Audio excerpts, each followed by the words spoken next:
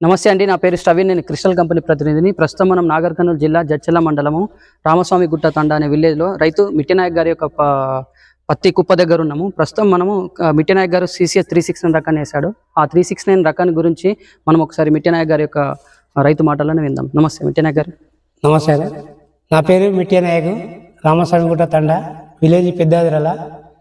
వచ్చేసి నేను ఏవటి దగ్గర 3 సంవత్సరాలు వేస్తున్నా. పోయినసారి కూడా ఎకరాకు 12 క్వింటాలు అట్లా వచ్చింది. ఈ సంవత్సరంలో 2 ఎకరాల 10 గుంటలు వేసిన. అయితే వచ్చేసి సంచులు లెక్క ఉంటుంది. నాది సంచులు లెక్క అంటే ఒక 2 ఎకరాల 10 గుంటలకు 90 సంచులు వెళ్ళినాయి. అంటే దాదాపు ఎకరాకు 14 నుంచి 15 క్వింటాలు వచ్చేసింది. ఇప్పుడు 90 సంచులు అన్నావు కదా, 90 సంచులు ఎన్ని కిలోలు ఉంటుంది? ఇది ఒక సంచి 35 కిలోలు ఉంటుంది. 35 కిలోలు ఎక్కువనే ఉంటుంది, కానీ 35 కిలోలు బరాబర్ వస్తాయి. ఓకే, ఆ లెక్కన మనకి ఇప్పుడు ఎకరానికి ఎన్ని క్వింటాలు తీసినట్టు ఇప్పుడు ఈ సంవత్సరం? ఎకరాకు 15 నుంచి వస్తుంది, 15 నుంచి 14 మధ్యలో వస్తుంది. 14. ఇప్పుడున్నటువంటి వాతావరణ పరిస్థితులకు మనకి ఎలా ఉందో తెలుసు.